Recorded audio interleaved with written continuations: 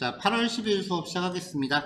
네, 우리가 지금 지난주부터 AJAX라고 하는 자바스크립트 기술을 보고 있는데요.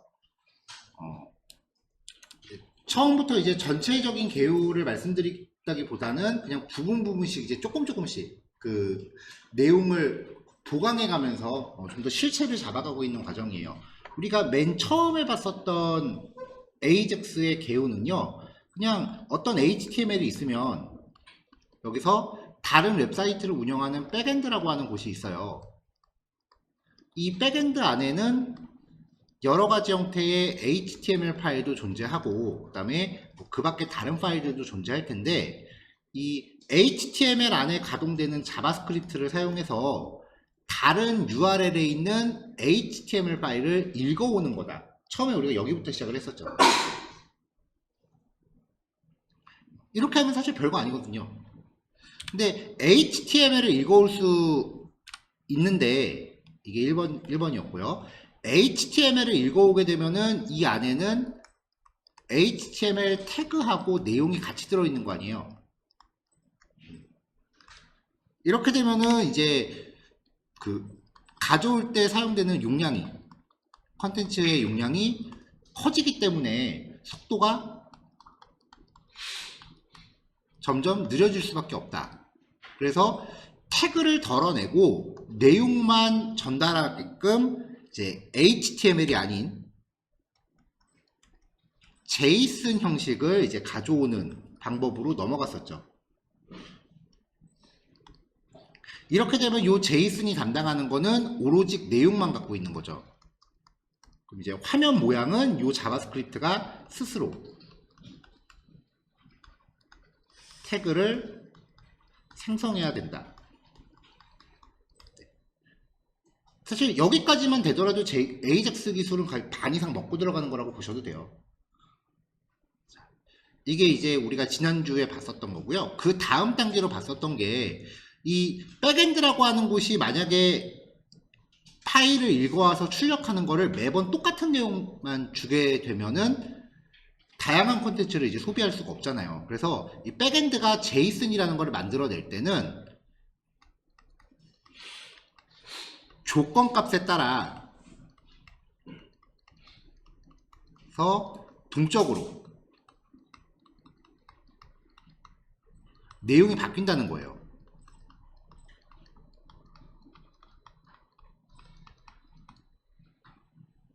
맨날 똑같은 내용을 주는 게 아니라 그때그때 내용이 바뀐다는 거예요. 이 JSON이. 그러기 위해서 우리가 전달하는 이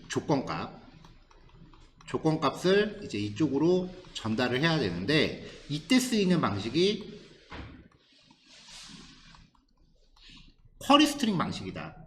이 쿼리 스트링이라는 URL 뒤에 물음표 찍고 변수 이퀄 값 and 변수 이퀄 값, 이런 식으로 전달하는 거였잖아요. 근데 우리는 지금 AJAX를 사용하기 위해서 전체적으로 Axios라고 하는 라이브러리를 쓰고 있단 말이죠. 그래서 이 Axios에서 변수 이퀄 값, 이런 형태로 전달하는 방법이 이 변수들의 내용을 JSON 형식으로 구성해서 전달하면은 이제 전달이 되는 거였죠. 이렇게 해서 이게 우리가 살펴봤었던 게 우편 번호 검색이었어요.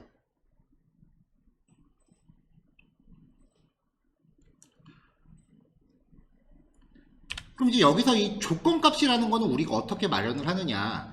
HTML이라고 하는 것 자체가 사용자의 입력값을 받을 수 있으니까 이 입력값을 어떻게든 끌어모아서, 여태까지 우리가 사용자한테 입력을 받는 방법을 집중적으로 봤던 거잖아요. 이벤트 처리라던가 그런 것들이요. 이 입력값을 어떻게든 끌어모아서 이 조건값으로 활용을 해야 되는 거죠.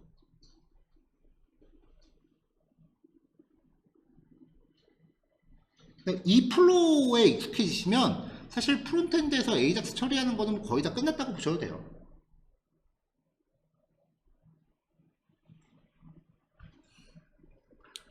여기서 조금 더 그 내용을 알면은 이제 좋은 게, 그러면은 조건값에 따라서 동적으로 내용이 바뀌는 원리, 이거를 아시면은 프론트 쪽의 코딩이 좀 더 편해지기는 해요. 하지만 이 주제는 말 그대로 진짜 백엔드 주제이기 때문에 굳이 이것까지 아실 필요는 없어요. 과연 이 제이슨이 어떤 원리를 거쳐서 저렇게 출력이 되는가에 대해서는 안 궁금해하셔도 된다고요. 그거는 백엔드 공부하면 나오는 거니까 그게 궁금해서 알아보겠다라고 이제 생각하시는 거는 아 나는 백엔드 개발자로 전향하겠다 라는 거랑 마찬가지죠.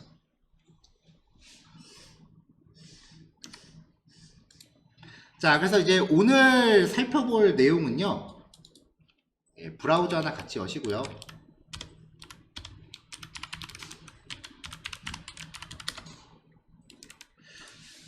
developers.kakao닷컴이라고 접속을 해보세요.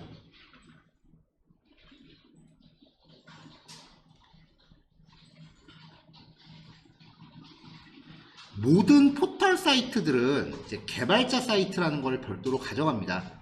그 사이트를 통해서 그 포털들이 제공하는 어떤 검색 결과라던가 뭐 이런 데이터들을 이제 JSON 형식으로 연동할 수 있게끔 해줘요. 그럼 이제 이 사이트를 통해서 우리가 저번에 우편번호 검색했을 때 했던 것처럼 이제 그 API 키값, 내가 인증된 사용자다라는 걸 증명하기 위해서 보내는 변수 있었죠. 그거를 발급받는 게 첫 번째고요. 그 다음에 이 사이트에 보면 이제 자기네랑 연동하기 위해서는 어떻게 조건값을 보내고 JSON 형식은 어떻게 전달될 거다라는 매뉴얼이 또 이 사이트예요. 그걸 봐서 이제 파악을 하는 거죠.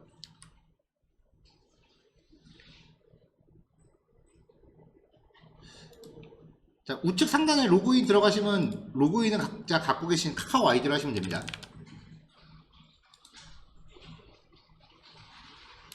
우측 상단에 이 위치에 로그인 버튼이 있거든요. 그거를 각자 가지고 계신 카카오 계정으로 하시고요.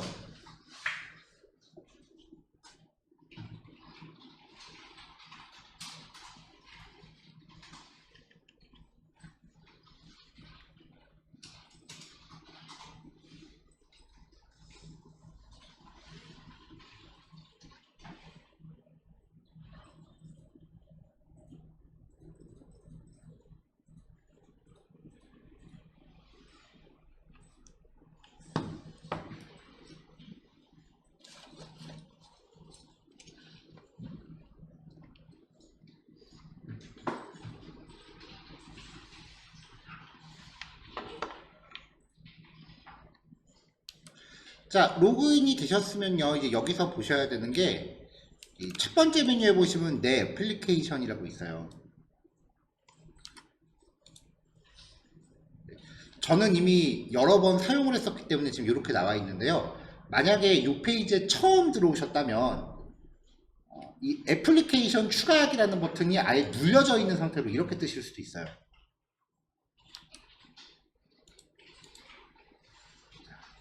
자, 아니라면은 여기서 애플리케이션 추가하기 버튼을 직접 한번 누르시면 되고요.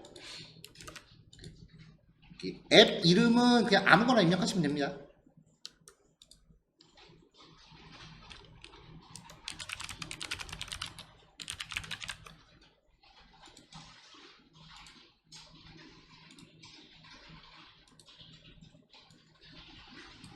애플리케이션 정보는 안 넣어도 됐었던 것 같은데. 네, 뭐 그냥 이 정도로만 입력해보고 한번 해볼게요. 카테고리를 입력해달라고 하면은 다시 하면 되는 거고요. 해야 되네요. 아무거나 선택하시면 됩니다.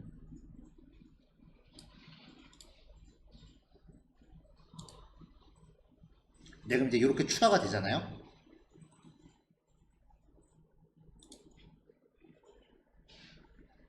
자, 추가된 거를 선택하고 들어가시면은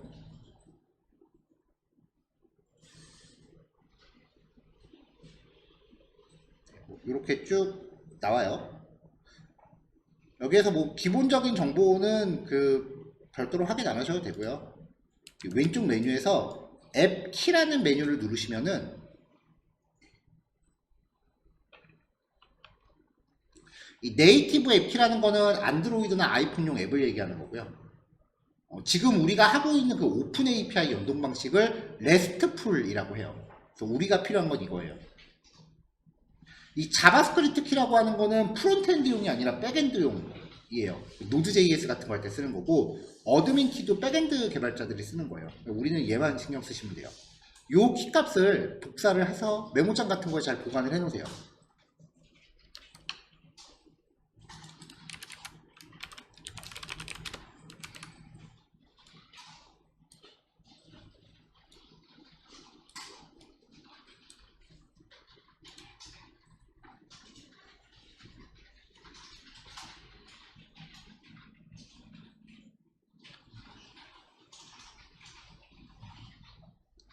이 키값은 전에 썼던 그 우편번호랑 다르게 그냥 원하시면 아무 때나 들어오셔서 다시 확인하실 수 있는 값이고요. 그 다음에 저번 주에 우리가 했었던 우편번호 검색 키 같은 경우는 개발 키라고 해서 말 그대로 테스트용 키라서 사용기간이 제한이 있었어요. 뭐 7일에서 길면은 90일까지 이용기간이 제한이 있었고, 나중에 이제 실제 상용 시스템을 오픈하기 직전에 상용 키를 다시 발급받아야 돼요. 근데 카카오 같은 경우는 그런 키의 구분은 없어요. 실제로 상용에서 쓰셔도 상관은 없지만 대신에 하루에 AJAX를 연동하는 횟수가 2만 번인가로 제한이 되어 있을 거예요. 무한정 열리진 않아요. 모든 오픈 API가 하루 온종일 무제한 열어주진 않아요.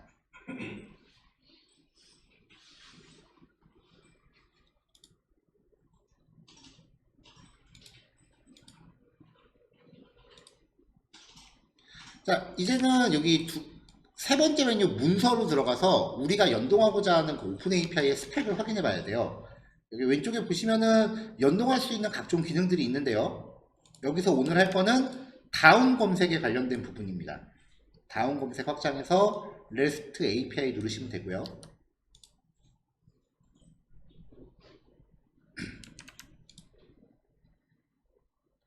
네.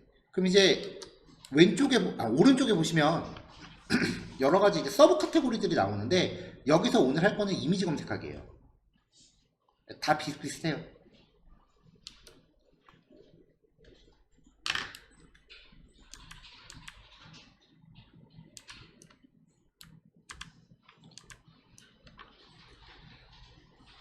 자, 일단은 요 메서드 get이라고 하는 부분은 일단은 그냥 무시하세요.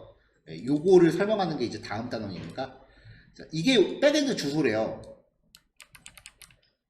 일단은 주소를 하나 복제를 하겠습니다. 근데 요 주소 값을 브라우저에 그냥 넣으면 안 나와요.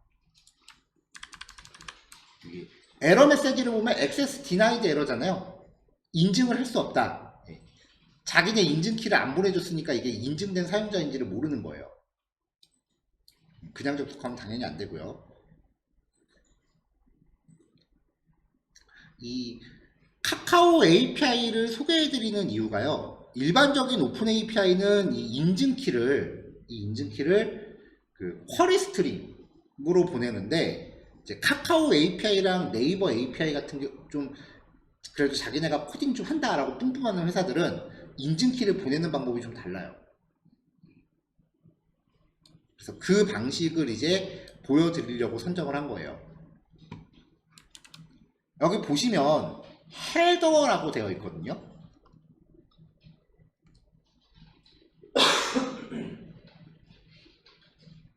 이 헤더라는 게 무엇인지에 대해서 우리가 예전에 한번 같이 얘기한 적이 있습니다. 자, 요거는 굳이 안 하셔도 돼요. 개발자 도구를 열어보면 네트워크 탭이 있고요. 지금은 아무것도 안 나오죠. 네트워크 탭 눌렀을 때 아무것도 안 나오면은 새로 고침 한번 하시면 돼요. 그러면 이제 크롬 브라우저가 이 웹페이지를 보여주기 위해서 내려받는 각종 재료들이 다 보이는 거죠. CSS 파일이라든지 자바스크립트 파일이라든지 여러 가지 이미지 파일들도 다 보이고요. 웹은 못 숨겨요. 여차하면 이거 다 까보면 되거든요. 그래서 웹페이지 만들면서 마우스 우클릭 막는 게 참 효용성이 없는 건데, 아무튼 이 중에서 이제 제일 첫 번째 항목이 HTML 자체예요. 얘를 한번 선택을 해볼게요. 그럼 이제 HTML 소스 코드가 이렇게 나오는데, 이거 말고 여기 보시면 헤더라고 하는 탭이 있잖아요. 이 헤더 부분을 보면은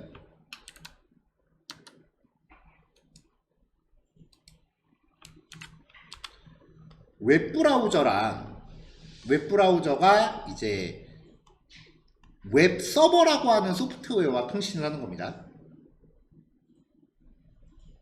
이 웹서버 안에서 가동되는 프로그램을 우리가 통칭 백엔드라고 불리는데, 이 웹서버라고 하는 지난주에도 말씀드렸지만 웹서버라고 하는 소프트웨어는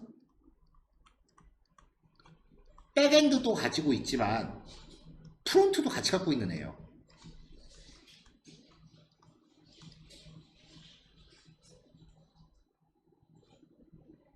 모든 웹사이트는 이 웹서버라고 하는 소프트웨어 안에서 가동이 돼야 되는 거고, 우리는 지금 이 웹서버라고 하는 소프트웨어를 라이브 서버라고 하는 프로그램으로 지금 쓰고 있는 거죠. 흔히 백엔드를 만들 때 사용하는 기술이, 흔히 우리나라에서 많이 쓰는 게 그 자바, JSP, 흔히 스프링이라고 부르는 기술이요.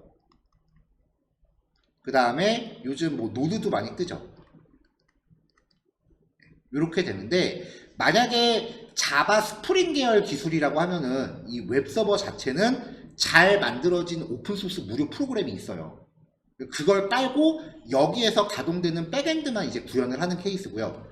노드.js를 공부한다라고 하는 거는 이 웹서버 자체를 직접 구현을 해요. 그럼 웹브라우저가 백엔드한테 접속을 하는 것도 아니고요, 프론트한테 접속하는 것도 아니에요. 1도 아니에요, 사실은. 그냥 설명의 편의상 그렇게 말씀을 드리는 거지, 그 네트워크 시스템을 좀 더 공부하면은 백엔드랑 프론트는 직접 웹브라우저랑 통신을 못해요, 원래.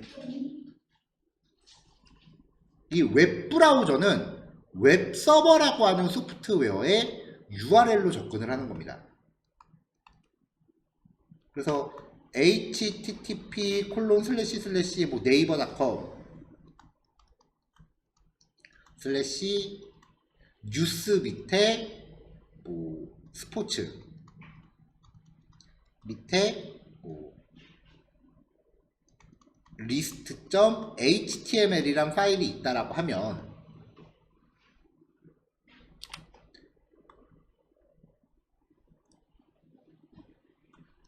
여기 앞에 붙어 있는 이 도메인까지가 컴퓨터 주소.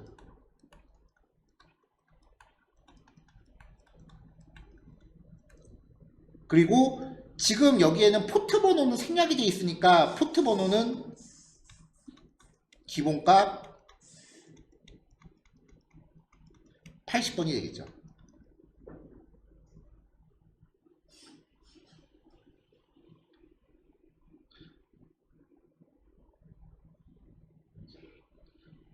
접속 대상이 되는 컴퓨터에서 가동되는 소프트웨어들은요, 전부 다 하나씩의 포트 번호를 물고 있어요. 그래서 이 80번 포트 번호가 웹서버랑 보통 연결이 되어 있는 거고요. 이렇게 들어오면 이 웹서버 안에, 이 웹서버에 어떤 폴더가 연결이 됩니다.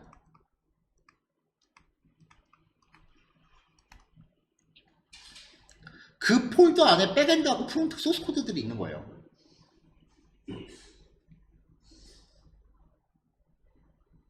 그래서 컴퓨터 주소 뒤에 나오는 이 경로들은 이 폴더에 대한 하위 경로가 되는 거죠. 이게 우리 시스템에 연결을 하면, 우리가 지금 http://127.0.1:5500/ 단원별로 폴더 있죠? 그 다음에 그 밑에 예제 파일 있죠? 이게 지금 우리가 HTML 테스트하는 주소예요. 그러면은 127.0.0.1이라는 거는 어느 컴퓨터에서 접속하건 자기 자신을 가리켜요. 나 자신. 그러니까 컴퓨터 스스로 자기를 가리키는 주소예요. 나 자신의 5500번 포트. 우리는 이 5500번 포트를 라이브 서버에 연결해 놓은 거예요.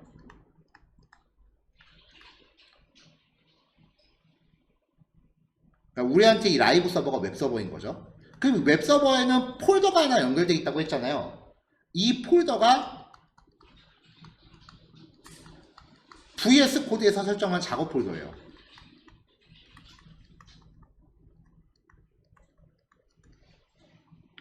URL에서 뒷부분에 나오는 게 그 폴더에 연결된 하위 경로라고 말씀드렸잖아요.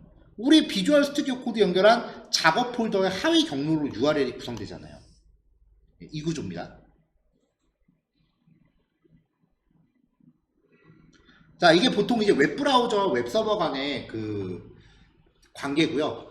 결국은 이 URL의 의미는 나 너네 집에 있는, 나 네가 갖고 있는 이러이러한 파일의 내용을 보고 싶어라고 열람하겠다고 요청을 하는 거예요.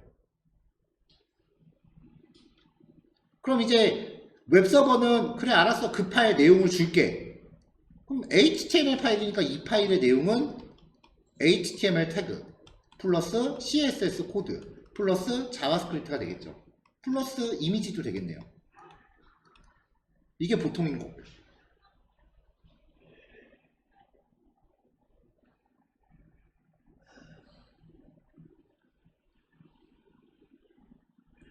자, 우리가 표면적으로 보기에는 이 웹브라우저랑 웹서버라고 하는 소프트웨어 간에는요, 일단 URL로 접속을 하면은 HTML과 그 기타 리소스로 이루어진 이 응답 데이터가 오는 걸로 이렇게 이제 표면적으로 보이는데, 사실은 1번, 2번이 성립되기 이전에 더 먼저 오고 가는 정보가 있어요. 우리 모르게 뒷단으로. 이 정보들을 헤더라고 하는 거예요. 이 헤더 정보는요, 뭐 크게 거창한 정보가 있는 건 아니고요. 웹브라우저에 자기소개서 같은 게 들어가요. 버전 정보라던가 뭐 이 웹브라우저가 처리할 수 있는 컨텐츠의 종류라던가 뭐 이런 것들이요. 웹서버도 웹브라우저한테 그 자기소개서 같은 걸 전달합니다. 이 헤더 정보를 우리가 일전에 사용을 해봤어요. 뭐였냐면 유저 에이전트였죠. 웹브라우저의 버전값 갖고 있는 거 있었죠. 자, 그래서 이제 이 헤더라는 걸 보면은요, 요청이라고 하는 게 웹브라우저가 웹서버한테 보내는 거예요. 이런 주소에 요청을 했고, get은 일단은 넘어가자고 말씀드렸어요. 그 다음에 205K 성공. 이 주소가 실제 이 카카오 developers.kakao닷컴이라는 사이트의 실제 주소인 거예요. 여기 있는 정보 다 모르셔도 됩니다. 응답, 이게 이제 웹서버가 우리 웹브라우저한테 전달하는 여러 가지 정보들인데 별로 쓸 일은 없어요. 근데 이 중에 이제 우리한테 유효했던 게 맨 마지막에 있는 유저 에이전트라는 값 이거였죠. 자바스크립트가 이걸 읽어서 이제 브라우저 종류를 판단하는 거였거든요. 자, 이 카카오 API 문서에서 헤더에다가 이제 인증키를 보내라 라고 하는데요. 이 말 자체가 요 정보에다가 authorization이라는 이름의 변수를 추가해서 인증키를 낑겨서 보내세요 라는 거예요. 그러니까 카카오 문서가 조금 불친절해요.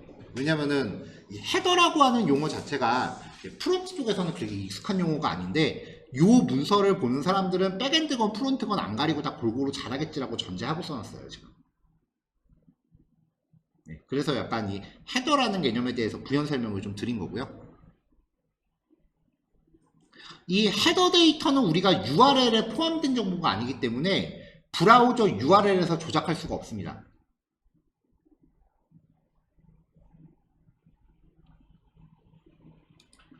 그래서 카카오 API는 URL을 여기에 아무리 쿼리 스트링 붙여서 보내도 브라우저 단에서 접근이 안 돼요.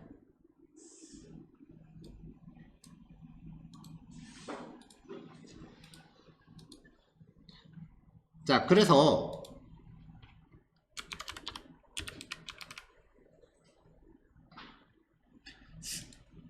자, 새로운 익스텐션입니다. 썬더 클라이언트라는 익스텐션을 깔게요. 이 썬더 클라이언트라고 하는 게요, 백엔드하고 이제 연동을 해야 되는데, 만약에 연동하다가 에러가 났어요.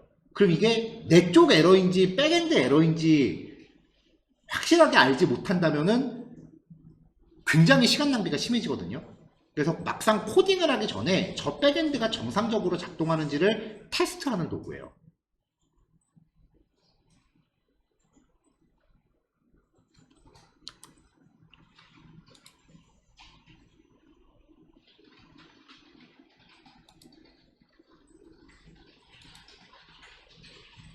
썬더 클라이언트입니다. 설치하시고 나시면은 왼쪽에 번개 모양 아이콘이 하나 생깁니다.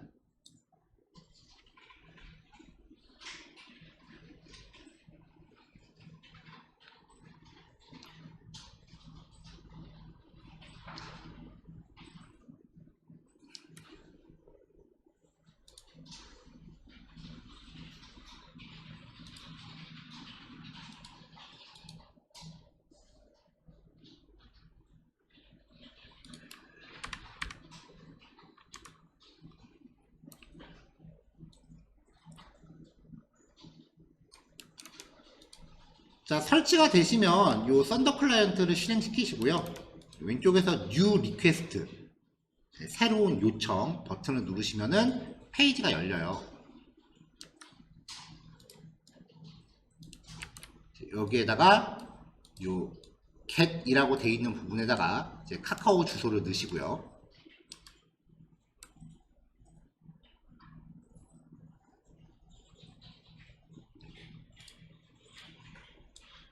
https://dapi.kakao.com/v2/search/image.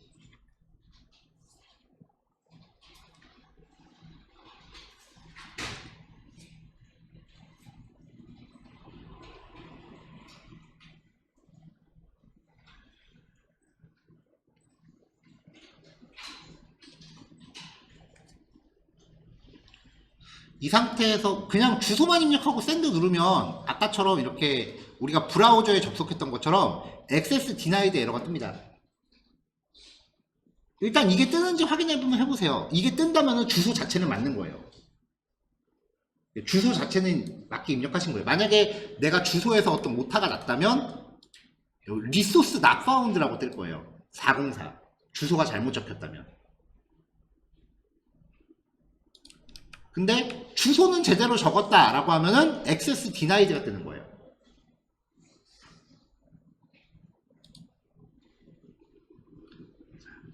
여기 보시면은 헤더라고 하는 부분이 있죠.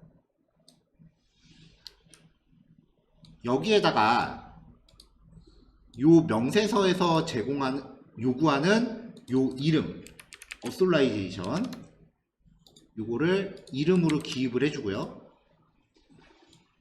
이거 밸류 값 구성하는 게 조금 이제 특이한데요. 여기부터 적으셔야 돼요. 카카오 AK 한 칸 띄고,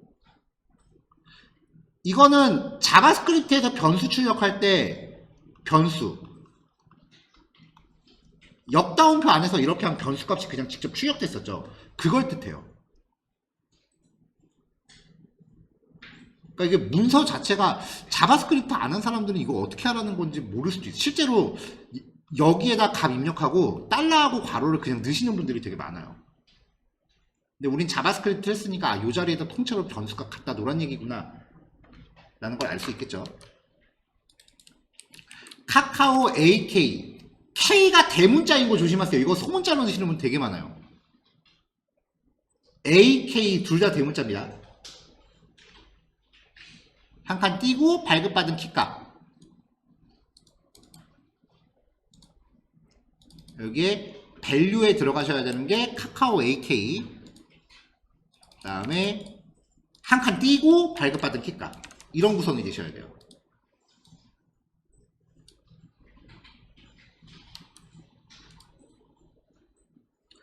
자, 이렇게 입력하고 다시 한번 샌드를 눌러보시면 이제 인증은 됐으니까 액세스 디나이드가 아니라 미싱 파라미터, 조건값이 없다라고 떠요. 이제 그 쿼리 스트링으로 전달할 변수들만 잘 맞춰서 보내주면은 이제 카카오 검색 결과가 어떻게 오는지 확인을 할 수 있습니다.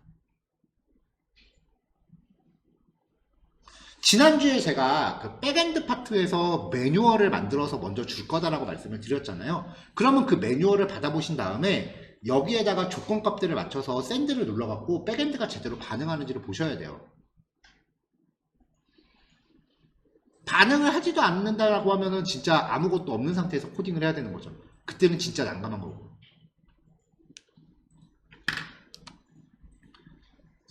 자, 여기까지 이제 인증까지 이제 성공하셨다면 이제는 일반적인 쿼리 스트링 파라미터만 넣어주면 돼요.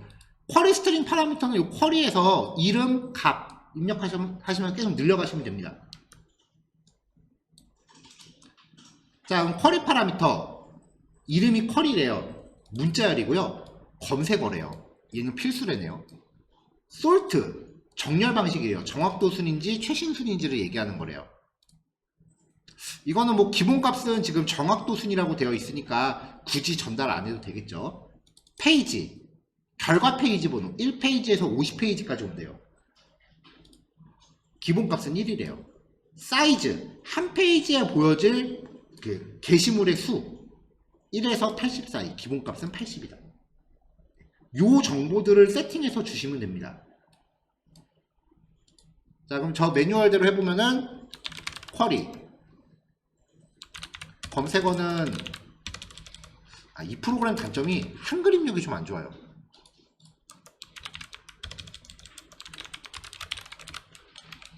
외부에서 입력해서 집어넣는 건 되는데 직접 타이핑하는 게 한글이 좀 안 되더라고요. 자, 페이지는 1. 정렬 방식은 그냥 기본값 정확도로 할게요. 80. 입력해서 샌드를 누르시면은 검색 결과가 뜨는 거 확인하시면 돼요.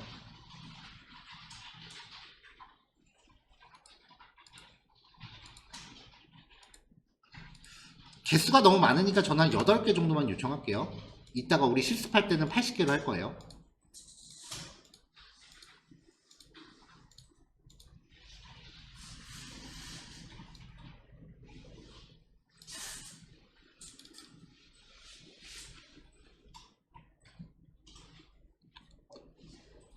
자, 혹시 여기까지 안 뜨시는 분 계신가요?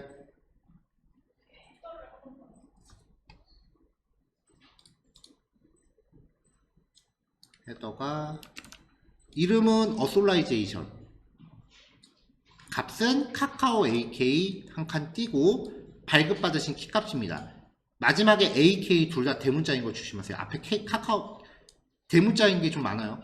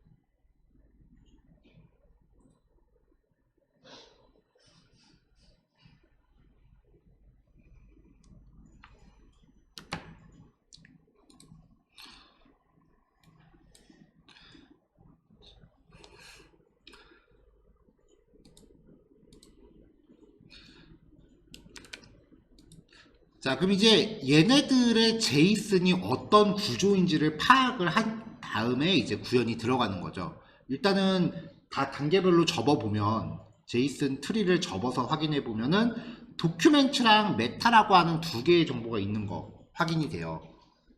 그럼 이제 저 정보들이 어떤 역할을 하는지 여기서 확인을 해보는 거죠. 자, 메타라고 하는 거는 응답 관련 정보래요. 그리고 도큐멘트는 응답 결과래요. 그러니까 지금 우리가 화면에 출력해야 되는 건 이 도큐멘트인 거죠. 그 다음에 이제 메타라고 하는 정보가 어떻게 구성되어 있는지를 보여주는데, 토탈 카운트, 검색된 전체 문서 수래요. 페이지에이블 카운트, 토탈 카운트 중 노출 가능한 문서의 수. 이즈 엔드는 불린 값이래요. 트루 페일스인 거죠. 현재 페이지가 마지막 페이지인지 여부. 값이 페일스면은 페이지 값을 증가시켜서 다음 페이지를 요청할 수 있다고 합니다. 그러니까 지금 요걸 보면은 보시면 이제 이즈 엔드가 페일스거든요. 그러면 우리가 요 페이지를 2로 바꿔서 또 다음 페이지로 요청해도 된다는 뜻이에요. 이게 맨 마지막 페이지에 도달하면은 그 순간 true로 바뀌어요. 그러니까 요거를 이제 그 체크해 가면서 2페이지, 3페이지를 계속 구현할 수 있는 거고요. 토탈 카운트가 125만 7,431건의 검색 결과가 있대요.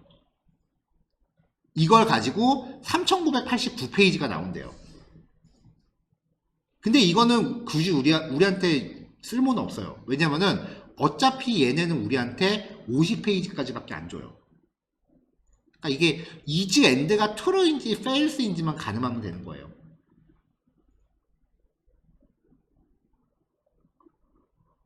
보통 이제 요런 데이터를 이제 만들어내는 거를 이제 페이지 번호 구현이라고 해요.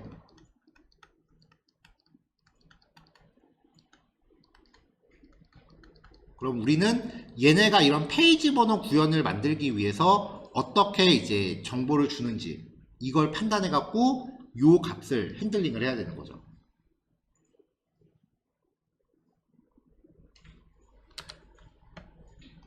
자, 그 다음에 이제 도큐멘트라고 하는 걸 보면은 일단 배열입니다. 그 다음에 하나를 이렇게 열어보면 배열의 원소는 전부 다 똑같이 생겼다는 전제가 있다고 말씀드렸었죠? 하나만 보면 돼요. 자, 그리고 여기 도큐멘트 안에 이제 들어있는 데이터들인데 일단 컬렉션.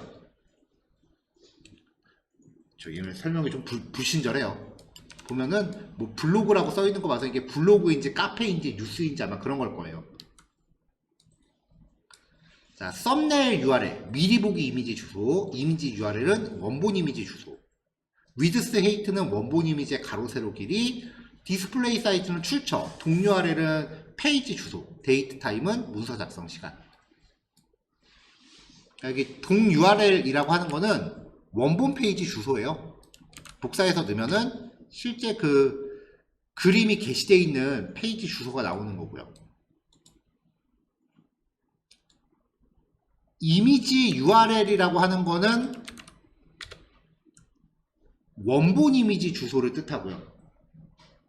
그 다음에 썸네일 URL이라고 하는 거는 왜 그 갤러리 목록 같은 거 보면은 그림 조그맣게 나오는 거 있잖아요. 축소판 이미지입니다. 요런 걸 이제 썸네일이라고 불러요. 원본 이미지 가로 세로 크기, 뭐 사이트 주소, 이거 게시글 주소, 뭐 이런 건데요. 썸네일에 관련된 거 하나만 더 말씀드리고 잠깐 쉬었다 갈게요.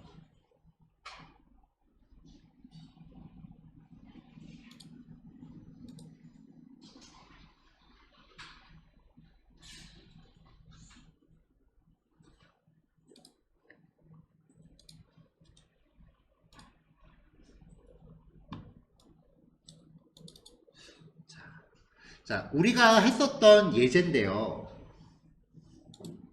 이렇게 했었던 예제요. 보통 이제 사용자들이 그림 같은 거를 업로드를 하면 상세 보기 전에 먼저 목록 페이지 같은 데서 이렇게 자그마하게 보여주죠. 우리는 그냥 원본 이미지를 갖다 놓고서 그 원본 이미지의 위드스랑 헤이트를 CSS로 조절해서 이렇게 뿌렸어요. 그렇죠? 근데 실제로는 그렇게 안 만들어요. 아까 보셨던 것처럼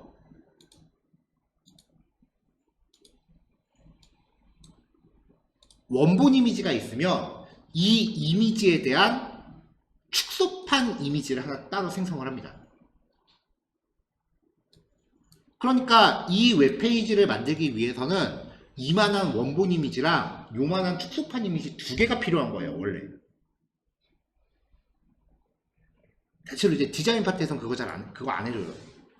괜찮아요. 안 해도 돼요. 자, 왜 이런 식으로 작업을 하냐면요.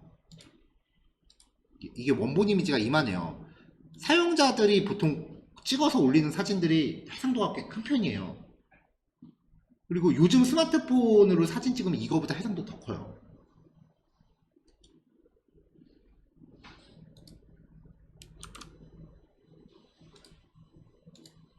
자, 이것도 제가 웹용으로 만들어서 이제 용량을 좀 줄여놓은 상태인데,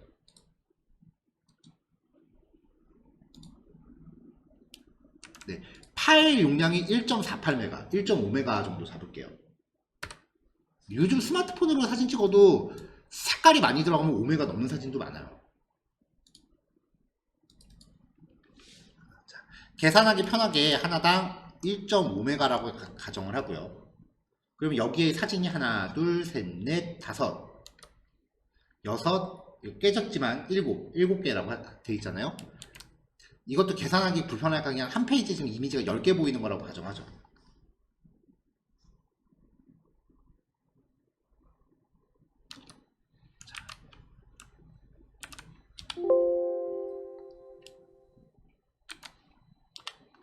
자, HTML 페이지 하나에 들어가 있는 이미지가 원본이 조금 전에 말씀드린 것처럼 1.5메가였고요. 곱하기 10장이었습니다. 퍼블리싱 하시는 분들이 이런 결과물 되게 많이 만들어 주시는데, 그러면은 용량이 15메가잖아요. 그 말인즉슨 HTML 파일 하나를 열람하기 위해서 이용자들은 15메가를 다운받아야 되는 소리예요. 15메가 다운로드는 생각보다 그렇게 순식간에 이루어지지 않습니다, 여러분. 그러니까 페이지 로딩 시간이 한 4초, 5초 이상씩 걸리는 거죠. 아니, 우리나라 인터넷 빠른데. 근데 이거보다 더 중요한 일이 있어요. 페이지 로딩 속도 느린 거는 사실 문제가 아니에요, 여기서. 자, 웹사이트를 운영하는 컴퓨터가 어딘가에 있겠죠. 보통 그걸 서버 컴퓨터라고 부르죠.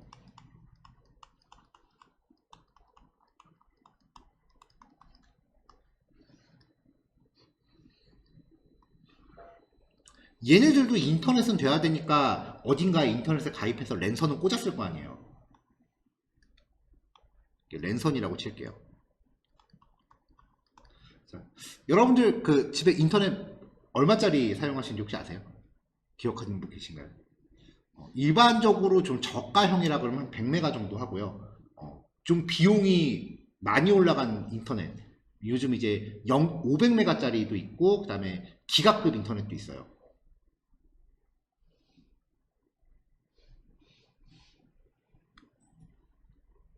그냥 계산하기 편하게 100메가라고 가정할게요. 일반 가정용 중에서 제일 저가형 인터넷이에요. 이 랜선이 100메가급이라고 하는 건 이게 랜선으로 한꺼번에 통신할 수 있는 통신량을 뜻해요.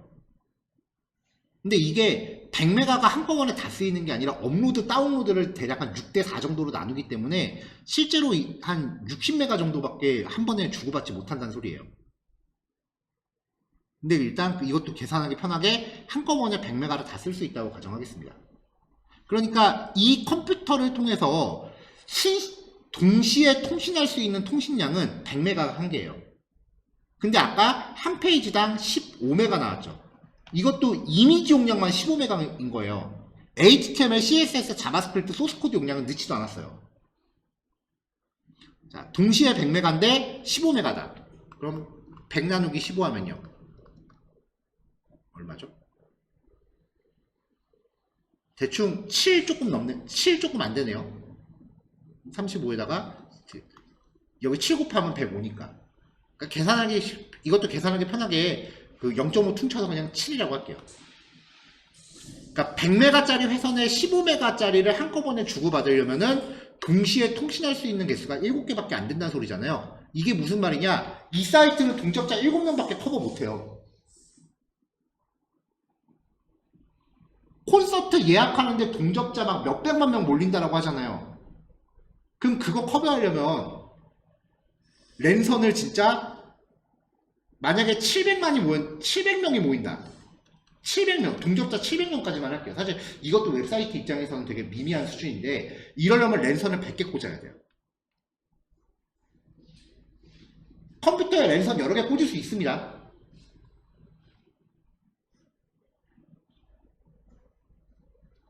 일반 가정용 인터넷이 한 달 사용료가 3만원이라고 가정했을 때도 3만원이라고 가정해도요. 그럼 이 웹사이트는 이 15메가짜리 페이지를 운영하기 위해서 한 달 운영비가 최소 300만원 들어요.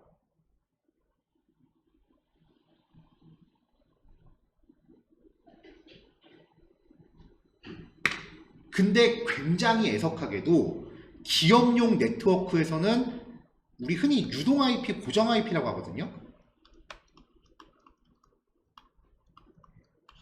집에서 쓰는 게 일반 유동 IP고요. 그 다음에 기업용을 이제 고정 IP라고 부르시는 분들이 많은데 사실은 고정 IP가 아니라 공인 IP라고 불러요. 100메가 정도 하면은 지금은 좀 많이 싸져갖고 10만원 내외더라고요. 예전에 한 달에 15만원, 20만원 했는데. 그러니까 우리가 가정에서 3만원짜리 쓰는 거 회사들은 거의 한 10만원, 15만원 주고 써요. 그러니까 지금 300만원짜리가 아니라 회선 100개에 공 하나 더 붙이면 일단 요 웹페이지 하나 때문에 한 달 운영료가 기본 1000만원 때려받고 시작하는 거예요.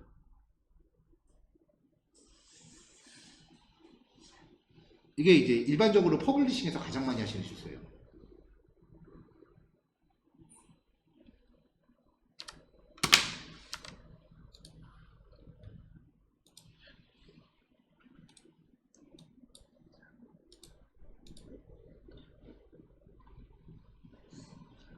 자, 근데 이제 이미지를 실제로 포토샵 같은 그래픽 툴을 써서 이렇게 조그맣게 축소를 해버리면 한 장에 1.5메가짜리였던 이미지가 한 장당 몇 바이트로 용량이 확 줄어버립니다. 그러면은 갑자기 커버할 이미지만 이렇게 작게 만들어서 넣어줘도 동시에 커버할 수 있는 이용자 수는 거의 공이 한 2개 정도 더 높아요. 커버할 수 있는 동접자 수는. 그래서 그런 목적으로 이제 네트워크 트래픽이라고 합니다. 흔히 통신량이라고 부르는 걸 네트워크 트래픽이라고 하는데 그 트래픽이 커지면은 회사에서 감당하는 운영비가 늘어나는 거예요. 그 트래픽을 감소시킬 목적으로 생성되는 저 축소판 이미지를 썸네일이라고 합니다. 근데 우리가 작업하면서 포토샵으로 이거 일일이 만들 필요는 없어요. 왜냐면은 이용자한테 이미지를 업로드 받는 순간 백엔드가 썸네일을 자동으로 생성을 해요. 백엔드가 썸네일을 자동으로 생성을 합니다.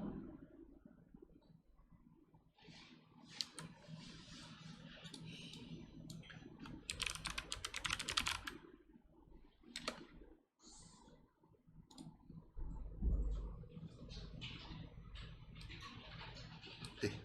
이거는 지금 제가 아무 데서나 그냥 인스타그램이라고 검색해서 나온 첫 번째 거 들어간 거예요. 여기 요 매장이랑 저는 아무 상관 없습니다. 이게 지금 로그인을 하라고 되어 있는데 분명히 인스타 쓰는 사람들은 대부분 그냥 핸드폰 같은 걸로 찍어서 하나 올렸을 거 아니에요. 인스타 그 소스를 보기를 해보면은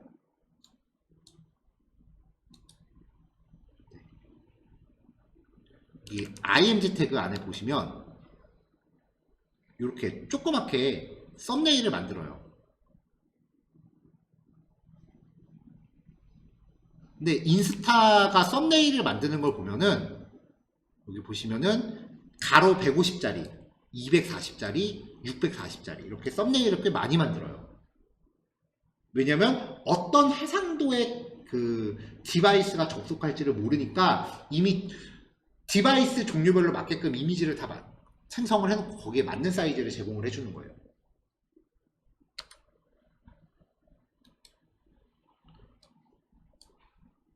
그래서 인스타는 우리가 업로드한 사진의 원본을 보관하지 않습니다.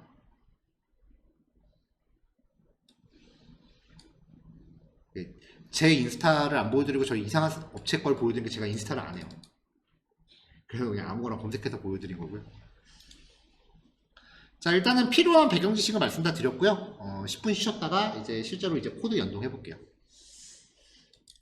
자, 진행될 작업은 제가 3단계로 나눠놨어요. 그래서 받으신 실습 자료도 3단계로 나눠져 있으실 텐데, 이걸 파일을 다 따로 만드시는 게 아니라 그냥 한 파일을 계속 하시는 거예요. 그러니까 여러분들이 생성하실 파일은 카카오 이미지 스텝 1, 2, 3가 아니라 그냥 카카오 이미지라고 파일 하나만 만드시면 됩니다.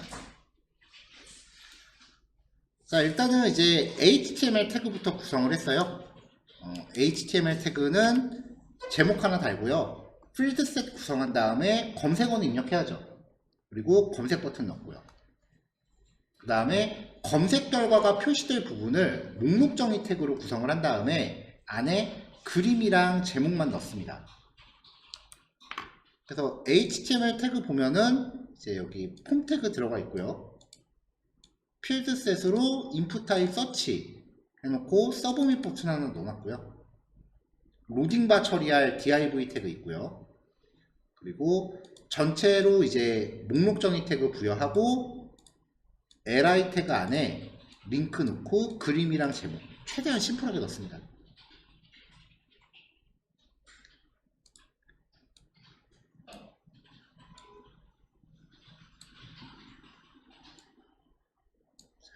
자, 스타일 쪽은 이제 로딩바 처리하기 위한 스타일 시트는 이제 지난주 코드 복사해서 가져오시면 되고요. 그 다음에 로딩바를 화면에 표시할 액티브, 바디 태그 전체 폰트 패밀리 잡아주고 상단 여백 한 127 정도 줬습니다. 헤더 부분은 포지션 픽시드를 줘서 스크롤에도 이제 고정되어 있게끔 했고요. 배경 색깔 흰색, Z 인덱스 1000 줬고 여백 잡아주고 박스 사이즈는 보더 박스 부여했습니다. 자, 중요한 건 여기 목록 쪽이죠. 리스트 스타일 돈, 그 다음에 패딩 없앴고요. 마진 없앴고요. 그럼 일단 따닥따닥 붙잖아요. 이 상태에서 플렉스 걸고 플렉스 랩은 줄바꿈 허용. 그 다음에 얼라인 컨텐트는 플렉스 스타트. 그럼 왼쪽 상단에 다 몰리죠. 이렇게 이제 플렉스를 일단 지정을 했고요. 이 안에서 그림 밑에 글자 들어가게끔 또 배치를 해보면 리스트 밑에 li 넓이 150에 마진 10으로 부여하고요. 그 다음에 A 태그는 디스플레이 블록 밑줄 없애고 글자 색깔 깜장. 이미지도 디스플레이 블록 주고 사이즈 똑같이 150에 150 주고 오브젝트 픽 커버. 그 다음에 하단 마진 10픽셀. 그리고 글자 들어가는 부분도 적당히 꾸며줬습니다. 이렇게. 자, 일단 CSS를 잡는 동안 좀 편하자고 이렇게 HTML 태그를 미리 준비를 했는데, 이거는 나중에 우리가 AJAX 결과를 통해서 다 생성을 해야 되니까 CSS 잡힌 게 확인되시면 HTML을 다 걷어내셔야 돼요. 자, 그 다음에 이제 스크립트 엑시오스 라이브러리 준비하시고요. 자, 발급받은 카카오 인증키 변수에다 지정을 해놨고요. 그 다음에 페이지 번호는 1페이지부터 갑니다. 이제 아까 봤듯이 isEnd라는 값이 false가 되기 전까지는 얘를 계속해서 1씩 증가시킬 거예요. 검색어 변수도 일단 빈 변수 하나 준비했고요. 마지막 페이지인지 검사하는 변수도 준비했어요.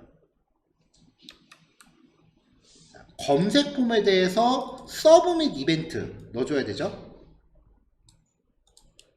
지금은 일단 어떤 기능들을 코딩해야 될지 그 코딩할 자리만 만들고 있습니다. 자, 검색 결과가 나오고 나면은 이제 스크롤이 맨 끝에 도착했을 때 추가 검색을 할 거기 때문에 스크롤 이벤트도 만들어 놨습니다. AJAX 요청을 할 함수를 따로 준비했는데요. 이 함수를 따로 만든 이유가 검색 버튼 눌러도 AJAX 연동을 해야 되고 스크롤이 맨 끝에 도착해도 추가 검색을 해야 되니까 AJAX 연동을 해야 돼요. 그러니까 같은 코드를 2번 태워야 되기 때문에 함수를 따로 꼽아서 호출하게끔 했습니다. 자, 여기까지가 스텝 1이에요. HTML이랑 CSS 준비하고 이런 기능을 구현하기 위해서 내가 어떤 부분을 이제 유념해서 준비를 해야 되는구나 라는 걸 이제 제시해 드린 거고요. 요 안에 들어갈 내용들을 하나씩 보는 게 스텝 2예요. 자, CSS 필요 없고요. HTML 부분은 주석으로 막았습니다. 스텝 2에서는 HTML 이걸 뭐 다 걷어내셔도 되고 주석으로 막아 놓으셔도 돼요. 변수들 준비한 거 있고요. 여기서는 일단 AJAX 처리랑 검색 부분만 들어갔는데, 검색어 버튼 눌렀을 때 여기가 작동하는 거잖아요. 그러면 일단 쿼리, 얘가 인풋 태그예요. 검색어 입력하는 곳이요. 인풋 태그 가져와서 인풋 태그의 value 여백 없애서 이걸 사용해 갖고 이제 검색어가 입력되지 않았다면은 검색어를 입력하세요 라고 메시지 뿌리고 처리를 중단합니다. 여기서 보시면 검색어 변수를 위에 따로 준비를 했잖아요. 검색어라고 하는 거는 검색 버튼 서브밋 이벤트가 발생했을 때 인풋 태그에서 뽑아오는 거죠.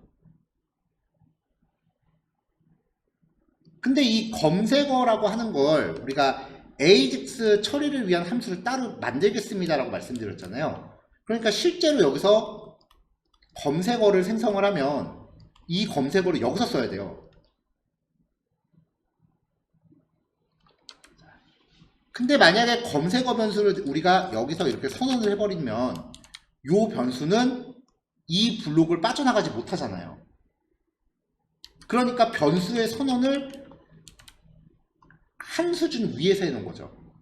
그럼 얘는 여기도 침투 가능하고 여기도 침투 가능하니까 실제 흐름은 여기서 검색어를 여기다 집어넣은 다음에 여기서 갖다 쓰는 겁니다.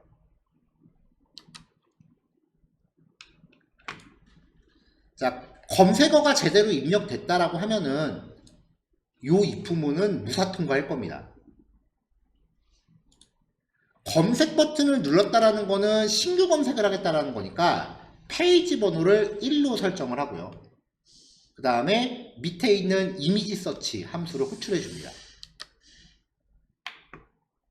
그럼 이제 검색 버튼 누르면 요 루틴을 탄 다음에 이 함수로 넘어가겠죠.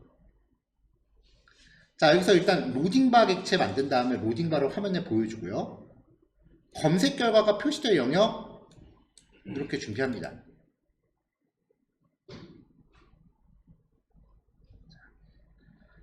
만약에 페이지 번호가 1페이지라면 이거는 신규 검색이죠. 그럼 기존에 표시되는 검색 결과를 지워야 돼요. 자, 얘가 UL 태그예요. UL 태그에서 LI 태그를 전부 다 찾아요. 이거를 배열로 바꿔서 포인치로 탐색을 겁니다. 자, 요 리스트가 UL 태그라 그랬어요. UL 태그한테 V에 해당하는 요소를 찾아서 제거해라 라고 하면은 LI 태그가 이제 순차적으로 지워집니다. 사실 이거보다 더 쉬운 건 여기서 list.inner html 한 다음에 이렇게 땡땡 이렇게 해버리시는 게 제일 심플하긴 해요. 네, 이런 식으로 제거하는 방법도 있다 라는 걸 보여드리려고 한 거예요. 목록 정의 UL 태그에서 모든 LI를 찾아서 반복 돌면서 UL 태그로 하여금 그 LI 하나하나를 리무브 해라 라고 명령을 내리는 거죠. 이게 제일 확실한 방법이긴 합니다. 자, 이렇게 화면 지우고요.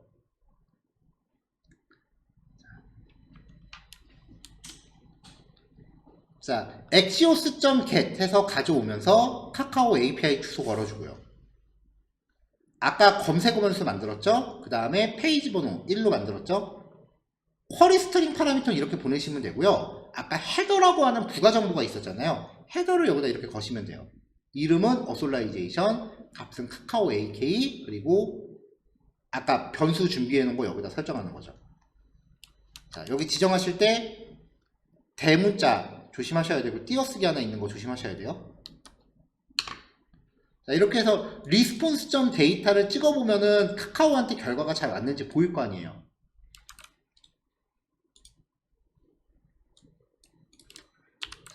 그럼 이 단계에서 이제 콘솔창 띄워놓고 이렇게 검색을 해보면은 카카오한테 결과가 잘 왔으면 아까 우리가 봤던 것처럼 도큐멘트랑 메타라는 정보가 옵니다. 에러 났을 때 에러 처리는 지난주 코드 재사용했습니다. 자, 파이널리에서 로딩바 닫고요. 그 다음에 중요한 거는 이 전체 리스폰스.데이터 안에서 메타 안에 is and라는 값이 true인지 false인지를 먼저 체크해야 돼요. 이게 false이면 우리는 2페이지, 3페이지를 요청할 수 있어요. 이게 true면은 더 이상 이 이후에 데이터가 없다는 뜻이니까 2페이지, 3페이지가 없는 거예요.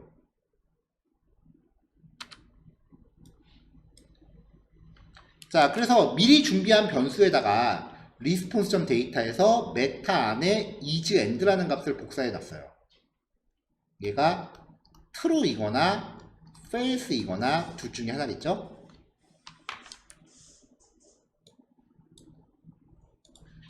자, 전체 response.data 안에 document 배열이죠. 그럼 반복 돌려야죠. response.data.document로 포이치 반복 돕니다. 그럼 V는요? 요거 하나가 V가 되는 거예요. 응답 결과. 그래서 요 V 값에 대해서 출력해줄 HTML을 만들면 돼요. 요걸 우리가 출력해주고 싶은데 출력하면 되죠. 요게 V예요. 그러니까 V.collection, V.datetype 뭐 이런 걸로 적당하게 출력해주면 됩니다. 여기서 생성하는 HTML 구조는 아까 여기서 미리 코딩해 놨잖아요. 요 단위로 하나씩 만들어주면 돼요. 아까 미리 보기로 HTML 잠깐 코딩했다가 스텝해서 주석으로 막았잖아요. 왜냐면 AJAX 결과를 여기에 맞춰서 출력해 줄 거니까. 그러니까 자바스크립트로 이 구조를 만들어내는 거예요.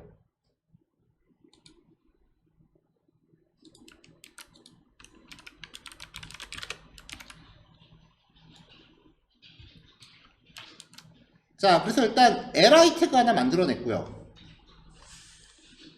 그 다음에 a 태그도 하나 만듭니다. a 태그의 href 속성은 백엔드에 보면 백엔드 결과 보면 .url이라고 하는 값이 있었고요. 클릭했을 때 새 창으로 띄우기 위해서 타겟 속성 언더바 블랭크 줬고요. a 태그의 타이틀 속성은 사이트 네임 걸었습니다. 자, 그 다음에 이미지 태그 하나 만들어주고요. 목록 같은 거에서 출력하려고 작은 사이즈로 만들어 놓은 걸 썸네일이라고 말씀드렸죠. img 태그의 sr 축성으로 썸네일 주소입니다. 스팸 태그 하나 걸고요. 스팸 태그에 사이트 이름 이제 넣어줍니다. 자, 이제 img를 a 안에 넣고 스팸을 a 안에 넣고 다시 a를 li 안에 넣어주면 돼요. 그래서 a에다가 img 넣어주고 a에다가 스팸 넣어주고 이 a를 다시 li에 넣어주고 이렇게 해서 li 태그 단위가 완성되면은 이 li를 맨 처음에 준비했던 목록 정의 태그에다 넣어줍니다. 자, 여기 스텝 2까지 오시면은 이제 검색 결과가 이렇게 보여지는 거죠.